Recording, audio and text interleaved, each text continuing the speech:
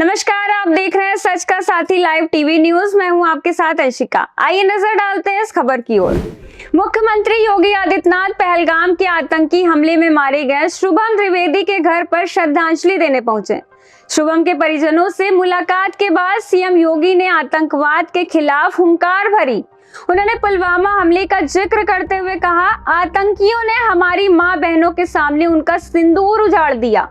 यह कोई सभ्य समाज स्वीकार नहीं कर सकता, खास तौर पर भारत के अंदर यह कतई स्वीकार नहीं किया जाएगा। सीएम योगी ने कहा, कल आतंकवाद के ताबूत पर अंतिम कील ठोकने की शुरुआत हो चुकी है। अब ये परिणाम देखेंगे। देखिए आप भी इस वीडियो में सीएम योगी आदित्यनाथ ने क्या कहा।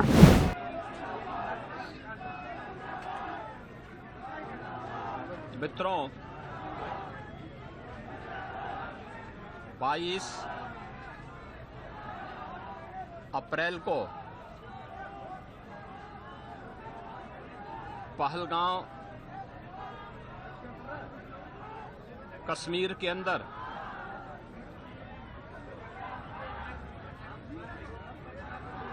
पर्यटकों के साथ जो आतंकी हमला हुआ है,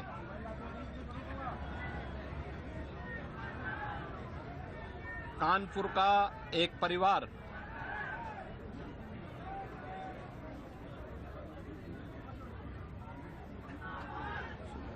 भी उस आतंकी हमला का शिकार यहां का एक नौजवान हुआ।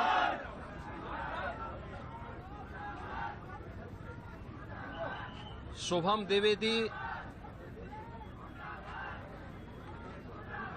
2 महीने पहले ही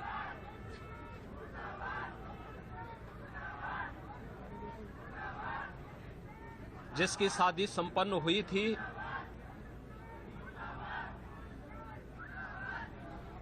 यह पहलगाम का आतंकी हमला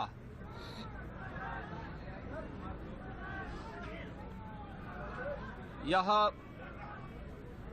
एक क्रूर, बीभत्स,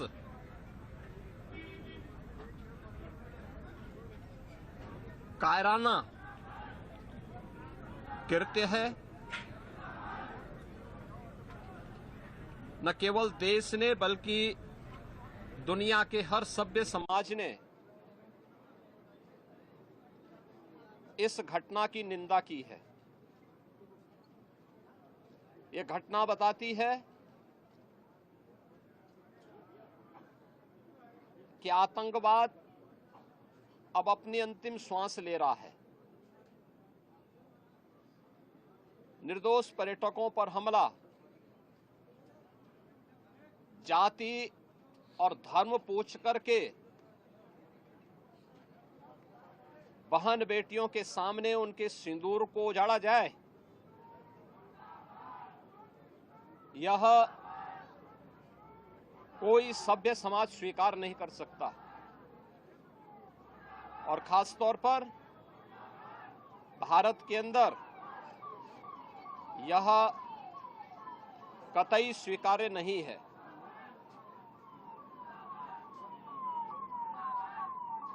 भारत सरकार की आतंकवाद और उग्रवाद के प्रति जीरो टॉलरेंस की जो नीति रही है,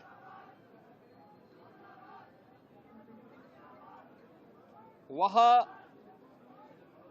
प्रभावी ढंग से आतंकवाद का नेस्तनाबूद करेगी। और आपने देखा होगा, कल इसकी शुरुआत, इसके ताबूत पर अंतिम कील ठोकने की शुरुआत हो चुकी है। आदरणीय प्रधानमंत्री जी की अध्यक्षता में सीसीएस की बैठक में जो निर्णय लिए गए हैं, आदरणीय गृह मंत्री जी ने स्वयं उन क्षेत्रों का दौरा किया और आगे की रणनीति के साथ ही आतंकवाद और उग्रवाद के खात्मे की एक नई पहल के लिए अब पूरा भारत आगे बढ़ा है। आतंकवाद और उग्रवाद के प्रति जो जीरो टॉलरेंस की नीति है, पूरे भारत को इस दुखद घड़ी में